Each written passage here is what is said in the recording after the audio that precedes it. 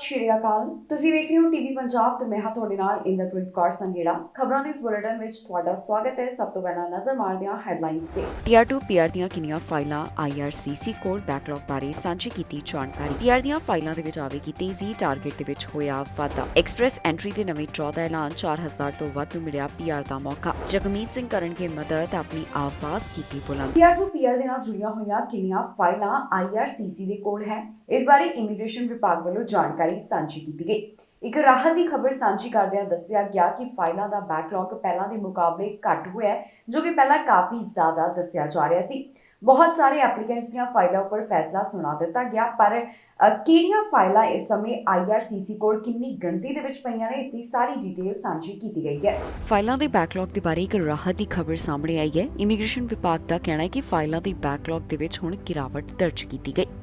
ਇਸ ਬਾਰੇ ਤਾਜ਼ਾ ਆંકੜੇ ਸਾਂਝੇ ਕਰਦਿਆਂ ਇਹ ਜਾਣਕਾਰੀ ਦਿੱਤੀ ਗਈ ਹੈ ਕਿ ਇਮੀਗ੍ਰੇਸ਼ਨ ਬੈਕਲੌਗ 2.4 ਮਿਲੀਅਨ ਤੋਂ ਘੱਟ ਦਰਜ ਕੀਤਾ ਗਿਆ ਹੈ। ਇਸ ਬਾਰੇ ਜੋ ਜਾਣਕਾਰੀ ਸਾਹਮਣੇ ਆਈ ਉਸ ਦੇ ਵਿੱਚ ਪਿਛਲਾ ਰਿਕਾਰਡ ਵੀ ਦੱਸਿਆ ਗਿਆ ਕਿ ਕਿਸ ਵੇਲੇ ਕਿੰਨੀਆਂ ਫਾਈਲਾਂ ਦਾ ਬੈਕਲੌਗ ਸੀ।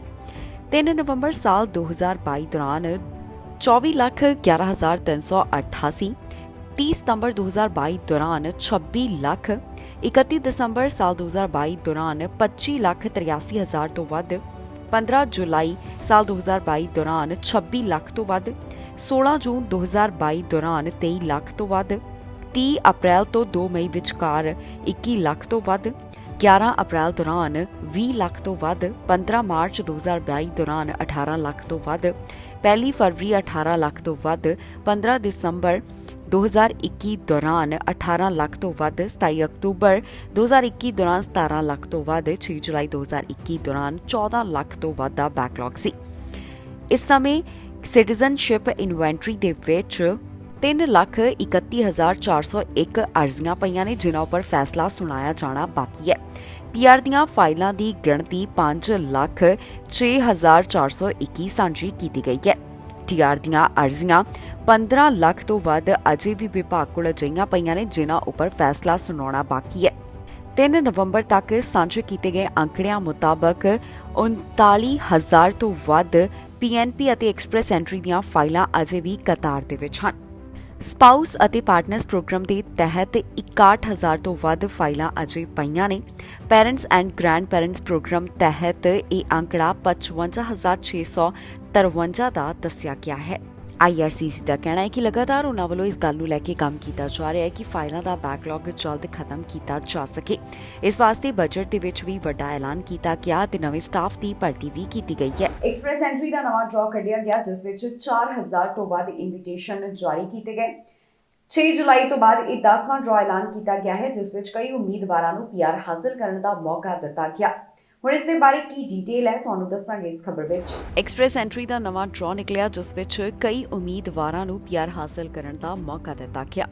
ਆਈਆਰਸੀਸੀ ਵੱਲੋਂ ਇਸ ਨਵੇਂ ਡਰਾਅ ਦੀ ਡਿਟੇਲ ਸਾਂਝੀ ਕਰਦਿਆਂ ਦੱਸਿਆ ਗਿਆ ਕਿ ਤਾਜ਼ਾ ਐਕਸਪ੍ਰੈਸ ਐਂਟਰੀ ਡਰਾਅ ਵਿੱਚ 4,750 ਉਮੀਦਵਾਰਾਂ ਨੂੰ ਸੱਦੇ ਜਾਰੀ ਕੀਤੇ ਗਏ। ਇਹ ਡਰਾਅ 9 ਨਵੰਬਰ ਨੂੰ ਐਲਾਨ ਕੀਤਾ ਗਿਆ ਤੇ 6 ਜੁਲਾਈ ਤੋਂ ਬਾਅਦ ਇਹ 10ਵਾਂ ਡਰਾਅ ਹੈ। ਦੱਸ ਦਈਏ ਕਿ immigration, refugees and citizenship Canada ਦਾ ਕਹਿਣਾ ਹੈ ਕਿ ਉਨ੍ਹਾਂ ਵੱਲੋਂ 4,750 ਉਮੀਦਵਾਰਾਂ ਨੂੰ ਇਨਵੀਟੇਸ਼ਨ ਦਿੱਤੇ ਗਏ। ਇਸ ਵਾਸਤੇ ਉਮੀਦਵਾਰਾਂ ਦੇ ਕੋਲ ਘੱਟੋ-ਘੱਟ 494 ਕੰਪਰੀਹੈਂਸਿਵ ਰੈਂਕਿੰਗ ਸਿਸਟਮ ਸਕੋਰਸ ਹੋਣੇ ਜ਼ਰੂਰੀ ਰਹੇ। ਜਿਹੜੇ ਉਮੀਦਵਾਰਾਂ ਨੂੰ ਸੱਦੇ ਹਾਸਿਲ ਹੋਏ ਉਹ Canadian experience class, federal skilled worker program ਅਤੇ ਫੈਡਰਲ ਸਕਿਲਡ ਟ੍ਰੇਡਸ ਪ੍ਰੋਗਰਾਮ ਦੇ ਨਾਲ ਜੁੜੇ ਹੋਏ ਸਨ। ਇੱਥੇ ਇਹ ਵੀ ਦੱਸਣਯੋਗ ਹੈ ਕਿ ਦਸੰਬਰ 2020 ਤੋਂ ਐਕਸਪ੍ਰੈਸ ਐਂਟਰੀ ਦੇ ਸਾਰੇ ਹੀ ਡਰਾਅ ਰੋਕ ਦਿੱਤੇ ਗਏ। ਇਹਨਾਂ ਉੱਪਰ 18 ਮਹੀਨਿਆਂ ਦੀ ਰੋਕ ਲਗਾਈ ਗਈ।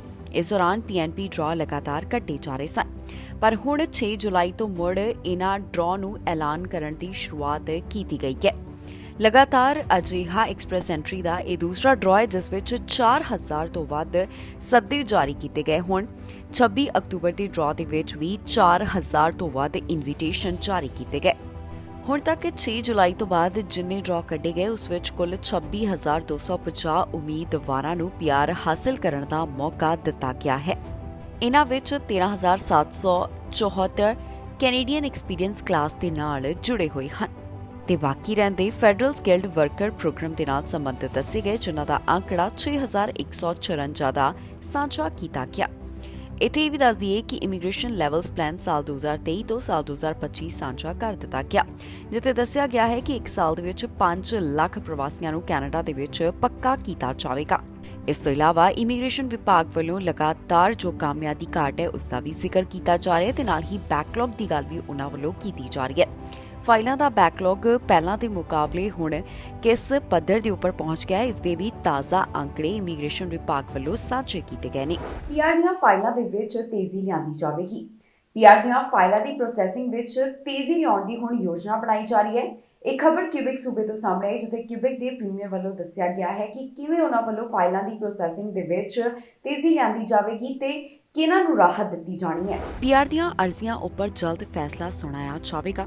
ਇਸ ਬਾਰੇ ਤਾਜ਼ਾ ਅਪਡੇਟ ਸਾਹਮਣੇ ਆਈ, ਜਿੱਥੇ ਕਿਊਬਿਕ ਸਰਕਾਰ ਵੱਲੋਂ ਦੱਸਿਆ ਗਿਆ ਕਿ ਜਿਹੜੇ ਇਮੀਗ੍ਰੈਂਟਸ ਨੂੰ ਫ੍ਰੈਂਚ ਭਾਸ਼ਾ ਆਉਂਦੀ ਹੈ ਉਹਨਾਂ ਦੀਆਂ ਪੀਆਰ ਅਰਜ਼ੀਆਂ ਫਾਸਟ ਟਰੈਕ ਕੀਤੀਆਂ ਜਾਣਗੀਆਂ, ਜਿਸ ਬਾਰੇ ਉਹਨਾਂ ਵੱਲੋਂ ਵਿਚਾਰ ਕੀਤਾ ਜਾ ਰਿਹਾ ਹੈ। ਉਮੀਦ ਕੀਤੀ ਜਾ ਰਹੀ ਹੈ ਕਿ ਦਸੰਬਰ ਮੱਧ ਤੱਕ ਇਸ ਨੂੰ ਲੈ ਕੇ ਨਵੀਂ ਇਮੀਗ੍ਰੇਸ਼ਨ ਪਾਲਿਸੀ ਆ ਸਕਦੀ ਹੈ। ਇਸ ਸਭ ਬਾਰੇ ਕਿਊਬਿਕ ਦੇ ਪ੍ਰੀਮੀਅਰ ਵੱਲੋਂ ਜਾਣਕਾਰੀ ਸਾਂਝੀ ਕੀਤੀ ਗਈ ਹੈ, ਜਿੱਥੇ ਉਹਨਾਂ ਨੇ ਕਿਹਾ ਕਿ ਕਿਊਬਿਕ ਦੇ ਵਿੱਚ ਰਹਿੰਦੇ ਇਮੀਗ੍ਰੈਂਟਸ ਵਾਸਤੇ ਉਹਨਾਂ ਵੱਲੋਂ ਕੋਈ ਪ੍ਰੋਗਰਾਮ ਲਿਆਂਦਾ ਜਾਵੇਗਾ। ਸੋਰਸਿਸ ਤੋਂ ਪਤਾ ਚੱਲ ਰਿਹਾ ਹੈ ਕਿ ਇਸ ਤਰ੍ਹਾਂ ਦੇ ਪ੍ਰੋਗਰਾਮ ਤੇ ਵਿਚਾਰ ਕੀਤਾ ਜਾ ਰਿਹਾ ਹੈ। ਇਸ ਪ੍ਰੋਗਰਾਮ ਦਾ ਟਾਰਗੇਟ ਪ੍ਰੋਵਿੰਸ ਦੇ ਵਿੱਚ ਰਹਿ ਰਹੇ ਕਾਮੇ ਅਤੇ ਵਿਦਿਆਰਥੀਆਂ ਦੀਆਂ ਪੀਆਰ ਅਰਜ਼ੀਆਂ ਨੂੰ ਫਾਸਟ ਟਰੈਕ ਕਰ ਉਹਨਾਂ ਨੂੰ ਪ੍ਰੋਵਿੰਸ ਵਿੱਚ ਰੱਖਣਾ ਹੋਵੇਗਾ। ਇਸ ਵਿੱਚ ਕਈ ਕਾਲਜ ਅਤੇ ਯੂਨੀਵਰਸਿਟੀਆਂ ਤੋਂ ਗ੍ਰੈਜੂਏਟ ਹੋਣ ਵਾਲੇ ਵਿਅਕਤੀ ਅਤੇ ਪ੍ਰੋਵਿੰਸ ਦੇ ਵਿੱਚ ਰਹਿਣ ਵਾਲੇ ਟੈਂਪਰੇਰੀ ਵਰਕਰਸ ਵੀ ਸ਼ਾਮਿਲ ਹੋਣਗੇ। ਦੱਸੀਏ ਕਿ ਫੈਡਰਲ ਸਰਕਾਰ ਵੱਲੋਂ ਹਰ ਸਾਲ ਕੈਨੇਡਾ ਆਉਣ ਵਾਲੇ ਇਮੀਗ੍ਰੈਂਟਸ ਦੀ ਗਿਣਤੀ ਵਿੱਚ ਜ਼ਬਰਦਸਤ ਵਾਧਾ ਕਰਨ ਦੀ ਯੋਜਨਾ ਲਿਆਂਦੀ ਗਈ ਹੈ। ਸਰਕਾਰ ਨੇ ਸਾਲ 2025 ਤੱਕ ਹਰ ਸਾਲ 5 ਲੱਖ ਇਮੀਗ੍ਰੈਂਟਸ ਨੂੰ ਕੈਨੇਡਾ ਸੱਦਣ ਦਾ ਟੀਚਾ ਤੈਅ ਕੀਤਾ। ਇਸ ਸਭ ਤੋਂ ਬਾਅਦ ਹੁਣ ਇਹੀ ਜਾਣਕਾਰੀ ਸਾਹਮਣੇ ਆ ਰਹੀ ਹੈ ਕਿ ਫ੍ਰੈਂਚ ਭਾਸ਼ਾ ਤੋਂ ਜਾਣੂ ਵਿਅਕਤੀਆਂ ਨੂੰ ਪ੍ਰੋਵਿੰਸ ਦੇ ਵਿੱਚ ਆਕਰਸ਼ਿਤ ਕਰਨ ਦਾ ਹੁਣ ਕਿਊਬਿਕ ਸਰਕਾਰ ਵੱਲੋਂ ਮਨ ਬਣਾਇਆ ਜਾ ਰਿਹਾ ਹੈ। ਪ੍ਰੋਵਿੰਸ ਵੱਲੋਂ ਪੀਆਰ ਦੇ ਟਾਰਗੇਟ ਦੇ ਵਿੱਚ ਵਾਧਾ ਕੀਤਾ ਜਾ ਸਕਦਾ ਹੈ, ਪਰ ਫਿਲਹਾਲ ਇਸ ਬਾਰੇ ਕੋਈ ਵੀ ਫੈਸਲਾ ਨਹੀਂ ਲਿਆ ਗਿਆ। ਕਿਊਬਿਕ ਵਿੱਚ ਮੌਜੂਦਾ ਸਮੇਂ 50,000 ਵਿਅਕਤੀਆਂ ਦਾ ਟਾਰਗੇਟ ਤੈਅ ਕੀਤਾ ਗਿਆ ਹੈ। ਆਉਣ ਵਾਲੇ 3 ਸਾਲਾਂ ਦੇ ਇਮੀਗ੍ਰੇਸ਼ਨ ਟਾਰਗੇਟ ਸੰਬੰਧੀ ਜਨਤਕ ਸਲਾਹ ਮਸ਼ਵਰੇ ਅਗਲੇ ਸਾਲ ਕੀਤੇ ਜਾਣੇ ਹਨ, ਕਿਉਂਕਿ ਪ੍ਰੋਵਿੰਸ਼ੀਅਲ ਚੋਣਾਂ ਕਾਰਨ ਇਹਨਾਂ ਨੂੰ ਅੱਗੇ ਮੁਲਤਵੀ ਕਰ ਦਿੱਤਾ ਗਿਆ ਸੀ। ਸੂਬਾ ਸਰਕਾਰ ਵੱਲੋਂ ਕਿਊਬੈਕ ਦੇ ਵਿੱਚ ਇਮੀਗ੍ਰੇਸ਼ਨ ਵਾਸਤੇ ਸਿਰਫ ਫ੍ਰੈਂਚ ਭਾਸ਼ਾ ਨੂੰ ਲਾਜ਼ਮੀ ਕਰਨ ਦਾ ਕੋਈ ਵਿਚਾਰ ਨਹੀਂ ਹੈ। ਕਿਊਬੈਕ ਦੇ ਇਮੀਗ੍ਰੇਸ਼ਨ ਮਿਨਿਸਟਰ ਵੱਲੋਂ ਪਹਿਲਾਂ ਹੀ ਇਸ ਬਾਰੇ ਸਪਸ਼ਟ ਜਾਣਕਾਰੀ ਸਾਂਝੀ ਕਰ ਦਿੱਤੀ ਗਈ ਸੀ। ਸਾਲ 2023 ਵਾਸਤੇ ਕਿਊਬੈਕ ਇਮੀਗ੍ਰੇਸ਼ਨ ਯੋਜਨਾ ਮਿਡਲ ਦਸੰਬਰ ਤੱਕ ਦਿੱਤੀ ਜਾਣੀ ਹੈ। NDP leader Jagmeet Singh Canada ਵਾਸੀਆਂ ਦੀ ਮਦਦ ਕਰਨਗੇ। ਉਹਨਾਂ ਵੱਲੋਂ ਇਸ ਵਾਸਤੇ ਆਵਾਜ਼ ਬੁਲੰਦ ਕੀਤੀ ਗਈ। ਸੋਸ਼ਲ ਮੀਡੀਆ ਉੱਪਰ ਜਗਮੀਤ ਸਿੰਘ ਵੱਲੋਂ ਇੱਕ ਵੀਡੀਓ ਸਾਂਝੀ ਕਰਦਿਆਂ ਦੱਸਿਆ ਗਿਆ ਹੈ ਕਿ ਉਹਨਾਂ ਵੱਲੋਂ ਕੈਨੇਡਾ ਵਾਸੀਆਂ ਦੀ ਮਦਦ ਕਿਵੇਂ ਕੀਤੀ ਜਾਵੇਗੀ। ਐਨਡੀਪੀ ਲੀਡਰ ਜਗਮੀਤ ਸਿੰਘ ਨੇ ਕੈਨੇਡਾ ਵਾਸੀਆਂ ਦੀ ਮਦਦ ਵਾਸਤੇ ਆਪਣੀ ਆਵਾਜ਼ ਬੁਲੰਦ ਕੀਤੀ ਹੈ। ਜਗਮੀਤ ਸਿੰਘ ਕਹਿੰਦੇ ਨੇ ਕਿ ਉਹ ਹਮੇਸ਼ਾ ਹੀ ਕੈਨੇਡੀਅਨਸ ਦੀ ਮਦਦ ਕਰਨਾ ਸਵੀਕਾਰ ਕਰਨਗੇ। ਜਗਮੀਤ ਸਿੰਘ ਦਾ ਕਹਿਣਾ ਹੈ ਕਿ ਰਸਤਾ ਚਾਹੇ ਜਿੰਨਾ ਮਰਜ਼ੀ ਸਖਤ ਹੋਵੇ, ਪਰ ਉਹ ਹਮੇਸ਼ਾ ਕੈਨੇਡੀਅਨਸ ਦੀ ਮਦਦ ਕਰਨਗੇ। ਜਗਮੀਤ ਸਿੰਘ ਵੱਲੋਂ ਲਗਾਤਾਰ ਕਈ ਮੁੱਦੇ ਚੁੱਕੇ ਜਾ ਰਹੇ ਨੇ, ਜਿਸ ਦੇ ਉੱਪਰ ਉਹ ਸਰਕਾਰ ਨੂੰ ਵੀ ਘੇਰ ਰਹੇ ਹਨ। ਹੁਣ ਇੱਕ ਵਾਰ ਫਿਰ ਤੋਂ ਉਹਨਾਂ ਨੇ ਖੁਦ ਦੇ ਸੋਸ਼ਲ ਮੀਡੀਆ ਪਲੇਟਫਾਰਮ ਦੇ ਉੱਪਰ ਵੀਡੀਓ ਸਾਂਝੀ ਕਰਦਿਆਂ ਆਪਣੀ ਆਵਾਜ਼ ਬੁਲੰਦ ਕੀਤੀ ਤੇ ਦੱਸਿਆ ਹੈ ਕਿ ਕਿਵੇਂ ਉਹਨਾਂ ਵੱਲੋਂ ਕੈਨੇਡੀਅਨਸ ਦੀ ਮਦਦ ਕੀਤੀ ਜਾਵੇਗੀ। When we made this choice to strike this agreement, to work together, we knew there would be critics. And we knew that people would be upset that we're working together with Prime Minister Trudeau. And frankly, some days I'm upset because I don't agree with everything the Prime Minister is doing. But something being hard for me is not a barrier. Just because it's hard, just because I'm going to get criticism is not a barrier when I know I'm going to help millions of Canadians be able to look after their teeth. When faced with a choice of either getting nothing for people or being able to fight to make sure people get their teeth looked after, that we can move forward on medication coverage, we can move forward on real steps to make sure people can find homes they can afford. That versus being faced with criticism and some anger that people see us working together, I will choose the hard path every time. If it's going to help people out, if it's going to make people's lives better, I will choose that. ਪ੍ਰਧਾਨ ਮੰਤਰੀ Justin Trudeau ਵੱਲੋਂ ਵੱਡਾ ਐਲਾਨ ਕੀਤਾ ਗਿਆ, ਜੋ ਕਿ high speed internet ਦੇ ਨਾਲ ਜੁੜਿਆ ਹੋਇਆ ਹੈ। ਲੋਕਾਂ ਨੂੰ ਜੋੜਨ ਦੀ ਗੱਲ ਪ੍ਰਧਾਨ ਮੰਤਰੀ ਵੱਲੋਂ ਕੀਤੀ ਗਈ ਹੈ, ਜਿਸ ਦੀ ਸੋਸ਼ਲ ਮੀਡੀਆ ਉੱਪਰ ਉਹਨਾਂ ਨੇ ਵੀਡੀਓ ਸਾਂਝੀ ਕੀਤੀ। ਪ੍ਰਧਾਨ ਮੰਤਰੀ ਜਸਟਿਨ ਟਰੂਡੋ ਵੱਲੋਂ ਹਾਈ ਸਪੀਡ ਇੰਟਰਨੈਟ ਦੇ ਬਾਰੇ ਖਾਸ ਜਾਣਕਾਰੀ ਸਾਂਝੀ ਕੀਤੀ ਗਈ।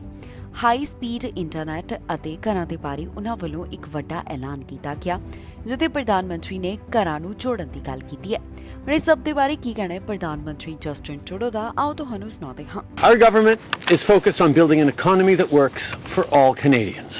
That includes people living in rural and remote areas. In order to fully participate in the economy, you need to have reliable, high-speed internet. In the 21st century, connectivity is incredibly important. It means grandparents can have video calls with grandparents who live far, grandkids who live far away. It allows small businesses to connect with customers across the street, across the country, and around the world. And it's essential for both work and learning. Since 2019, we've been making transformative investments to connect communities across Canada through the Universal Broadband Fund. Our goal is to connect every community in every province and territory to high-speed internet. We have a plan to connect 98% of Canadians by 2026, and we're on track to beat that goal ahead of time.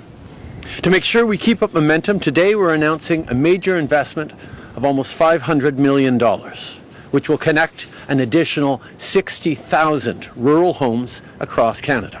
Here in New Brunswick, the federal plan will connect 99.7% of households in the coming years, with the province working to cover the final 0.3% of hardest places to reach. Like I said, we're building an economy that works for all Canadians, and that means no matter where you live, you can be a full part of Canada's growing economy and benefit from the opportunities that lie ahead.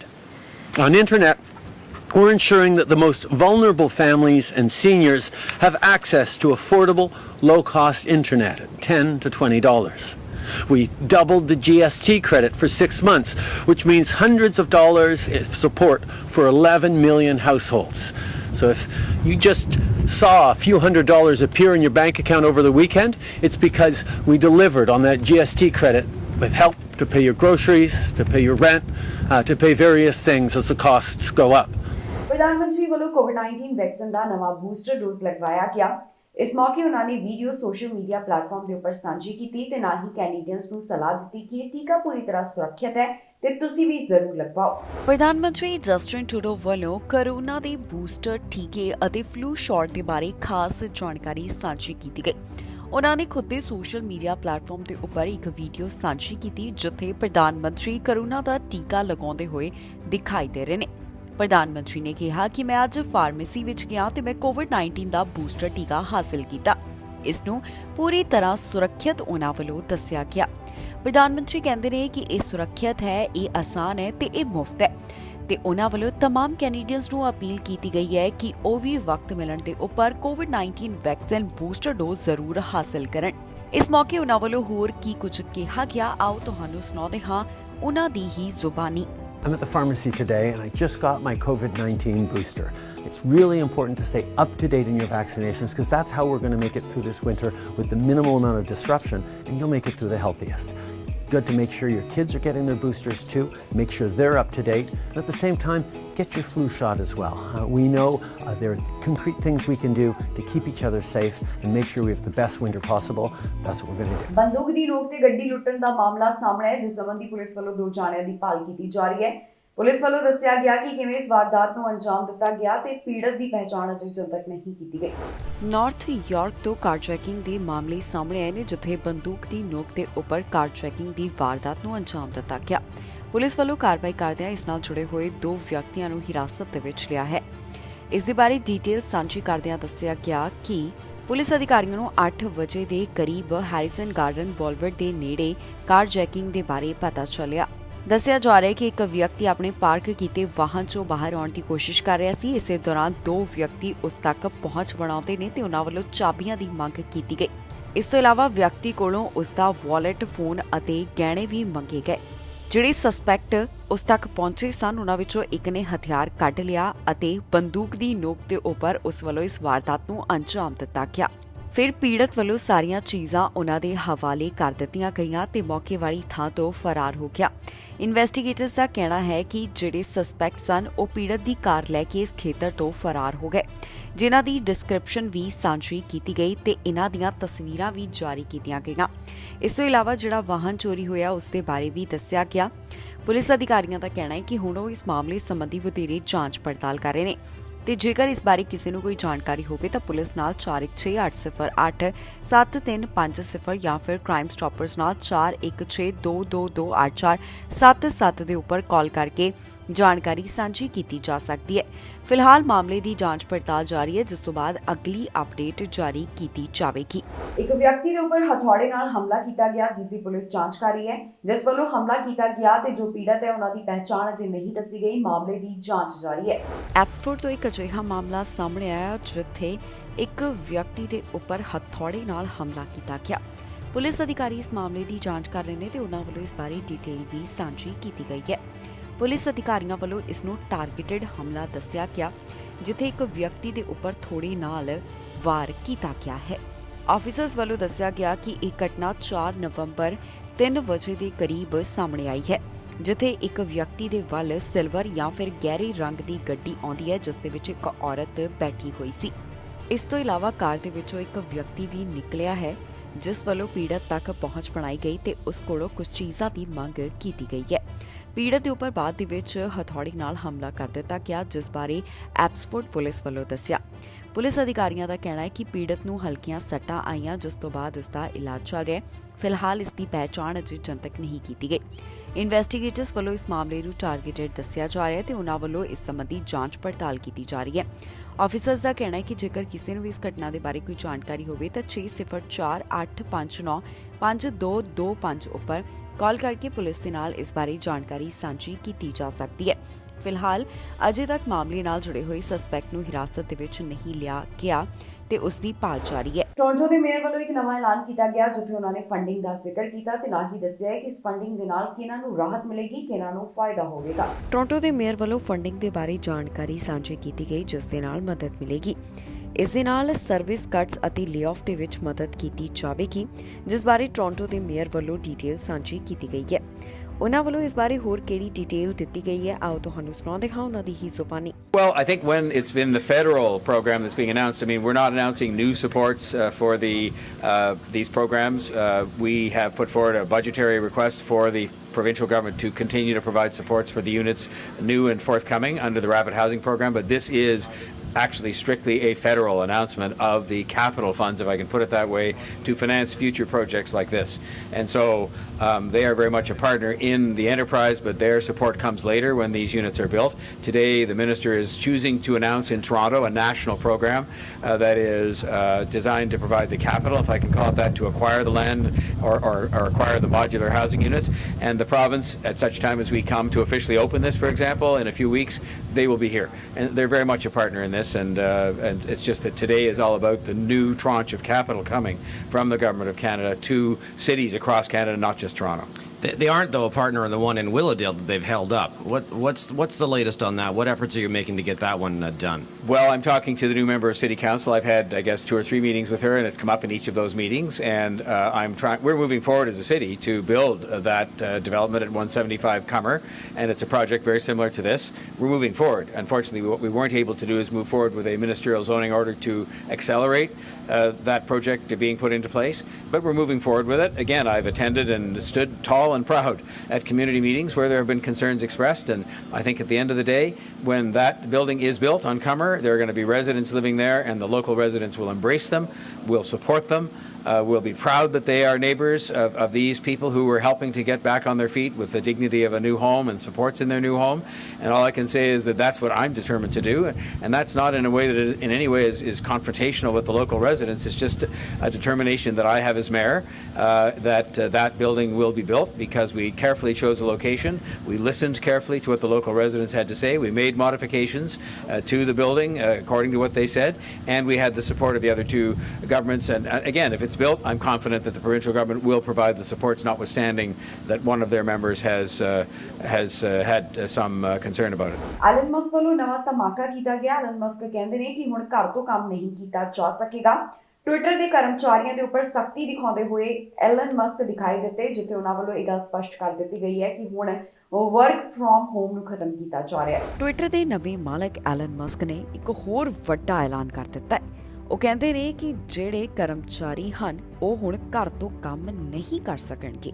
Allen Musk ਵੱਲੋਂ Twitter ਕਰਮਚਾਰੀਆਂ ਨੂੰ ਇੱਕ ਪਹਿਲੀ email ਭੇਜੀ ਗਈ, ਜਿੱਥੇ ਉਹਨਾਂ ਨੇ ਕਿਹਾ ਕਿ ਘਰ ਤੋਂ ਕੰਮ ਹੁਣ ਮਨਜ਼ੂਰ ਨਹੀਂ ਕੀਤਾ ਜਾਵੇਗਾ ਤੇ ਕਰਮਚਾਰੀਆਂ ਨੂੰ 40 ਘੰਟੇ ਇੱਕ ਹਫ਼ਤੇ ਦੇ ਵਿੱਚ ਕੰਮ ਕਰਨਾ ਪਵੇਗਾ।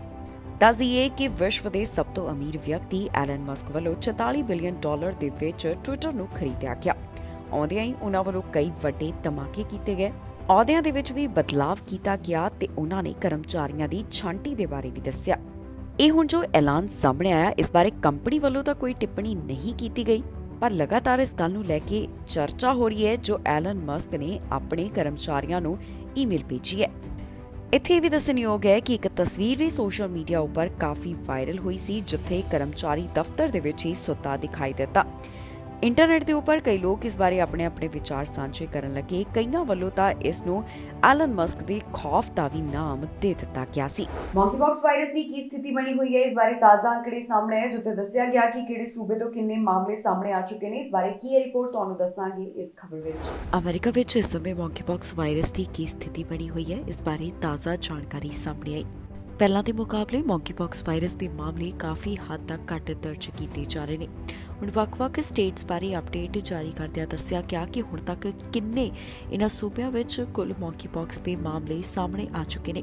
District of Columbia 497, New York 3948, Georgia 1815, California 5010, Florida 2543, Maryland 662, Illinois 1315, Nevada 267, Texas 2372, New Jersey 720, Washington 600, Rhode Island 74, Arizona 474, Pennsylvania 773, Massachusetts 402, Puerto Rico 183, Virginia 484, Louisiana 254, North Carolina 566, Oregon 216, Utah 161, Colorado 278, Tennessee 309, Minnesota 202, Indiana 234, South Carolina 172, Mississippi 87, Michigan 266, Alabama 130, Ohio 281, हवाई 34, new Hampshire 30, new Mexico 42, अरकानसास 59, Nebraska 30, Wisconsin 76, Kentucky 56, Oklahoma 43, north Dakota 6, Wyoming 4, Alaska 5, West Virginia 12, Montana 6, Kansas 14, वेरमोंट 3, south Dakota ਤੋਂ 2 ਮੌਂਕੀਪੌਕਸ virus ਦੇ ਹੁਣ ਤੱਕ ਮਾਮਲੇ ਦਰਜ ਕੀਤੇ ਜਾ ਰਹੇ ਨੇ। ਇਸ ਬਾਰੇ ਸੀਡੀਸੀ ਵੱਲੋਂ ਸਾਰੀ ਅਪਡੇਟ ਜਾਰੀ ਕੀਤੀ ਗਈ ਹੈ। ਇਸ ਦੇ ਨਾਲ ਹੀ ਜਾਂਦੇ ਇੱਕ ਵਾਰ ਫਿਰ ਤੋਂ ਨਜ਼ਰ ਮਾਰਦੇ ਹਾਂ ਹੈਡਲਾਈਨਸ ਤੇ। ਟੀਆਰ 2 ਪੀਆਰ ਦੀਆਂ ਕਿੰਨੀਆਂ ਫਾਈਲਾਂ ਆਈਆਰਸੀਸੀ ਕੋਲ ਬੈਕਲੌਗ ਬਾਰੇ ਸਾਂਝੀ ਕੀਤੀ ਜਾਣਕਾਰੀ। ਪੀਆਰ ਦੀਆਂ ਫਾਈਲਾਂ ਦੇ ਵਿੱਚ ਆਵੇਗੀ ਤੇਜ਼ੀ, ਟਾਰਗੇਟ ਦੇ ਵਿੱਚ ਹੋਇਆ ਵਾਧਾ। ਐਕਸਪ੍ਰੈਸ ਐਂਟਰੀ ਦੇ ਨਵੇਂ ਡਰਾਅ ਦਾ ਐਲਾਨ, 4000 ਤੋਂ ਵੱਧ ਨੂੰ ਮਿਲਿਆ ਪੀਆਰ ਦਾ ਮੌਕਾ। ਜਗਮੀਤ ਸਿੰਘ ਕਰਨਗੇ ਮਦਦ, ਆਪਣੀ ਆਵਾਜ਼ ਕੀਤੀ ਬੁਲੰਦ। ਖਬਰਾਂ ਦੇ ਇਸ ਬੁਲੇਟਿਨ ਵਿੱਚ ਇੰਨਾ ਹੀ। ਫਿਲਹਾਲ ਮੈਨੂੰ ਇੰਦਰਪ੍ਰੀਤ ਕੌਰ ਸੰਗੀੜਾ ਨੂੰ ਦਿਓ ਇਜਾਜ਼ਤ ਤੇ ਤੁਸੀਂ ਵੇਖਦੇ ਰਹੋ ਟੀਵੀ ਪੰਜਾਬ।